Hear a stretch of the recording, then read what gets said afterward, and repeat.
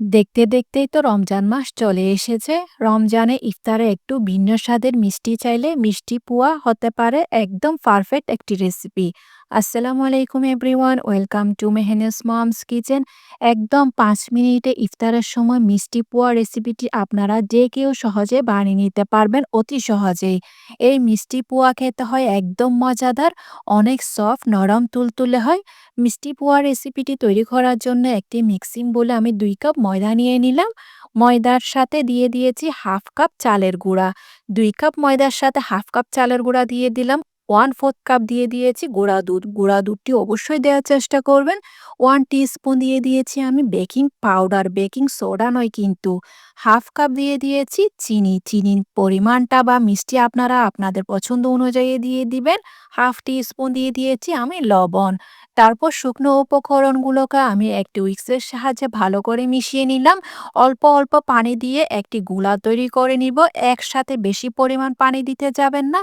অল্প পরিমাণের পানি দিয়ে একটি গোলা তৈরি করে নিতে হবে। এখানে আমি পানির পরিমাণটা আপনাদেরকে বুঝিয়ে বলার মতো কিছুই নেই। আপনারা দেখেই লক্ষ্য করলে বুঝে নিবেন। এবার হাতের সাহায্যে এরকম করে ফেটে নিতে হবে। ৩ থেকে ৪ মিনিট মতো আমি হাতের সাহায্যে এরকম করে ফেটে নিয়েছি। ফেটে নেওয়ার কারণে এই পোয়াগুলো হয় একদম ফ্লাফি। যতই হাতের সাহায্যে এই খামিরটাকে এভাবে করে ফেটবেন, যত ফেটবেন ততই মিষ্টি পোয়া রেসিপিটি হবে একদম ফ্লাফি। গোলাটা তৈরি করতে করতে আপনাদের কাছে আমার একটাই রিকোয়েস্ট, যদি আমার রেসিপি ভালো লেগে থাকে তাহলে ফ্রেন্ডস অ্যান্ড ফ্যামিলির সাথে অবশ্যই শেয়ার করবেন। আর লাইক, কমেন্ট, সাবস্ক্রাইব করতে একদমই ভুলবেন না। আমি ফেটে নিয়েছি ভালো করে ৩ থেকে ৪ মিনিট মতো হাতের সাহায্যে।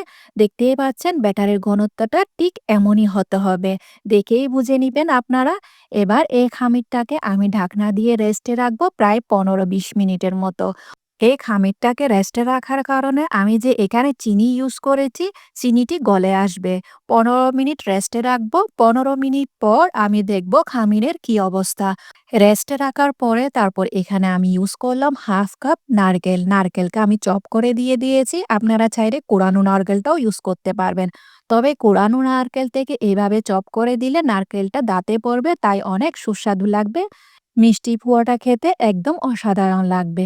আমি আরেকবার দেখিয়ে দিলাম খামিরের ঘনত্বটা। এবার চুলায় তেল গরম করতে বসিয়ে দিলাম। তেল হালকা গরম হয়ে আসলে আমি পুরো ১ চামচ করে আমি এখানে খামির দিয়ে দিলাম।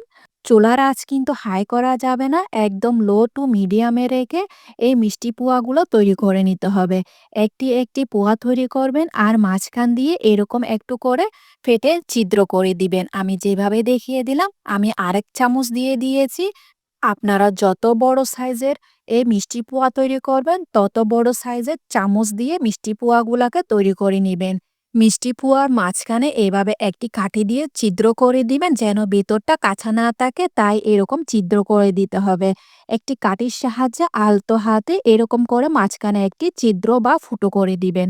তারপর আপনি উল্টে পাল্টে কালারটি সুন্দর হয়ে আসলে বা ব্রাউন হয়ে আসলে আপনার পছন্দ মতো যখন কালারটি হয়ে আসবে তখন এই মিষ্টি পোয়াগুলাকে উঠিয়ে স্ট্রেনারে তেলটি সম্পূর্ণভাবে ঝরিয়ে নিতে হবে। একদম মিডিয়াম টু লো আছে এই মিষ্টি পোয়াগুলাকে ভেজে উঠিয়ে নিতে হবে। যদি আপনি হাই ফ্লেমে মিষ্টি পোয়াগুলাকে তৈরি করেন তাহলে উপরটা লালচে হয়ে আসবে আর ভেতরে কাঁচা থেকে যাবে।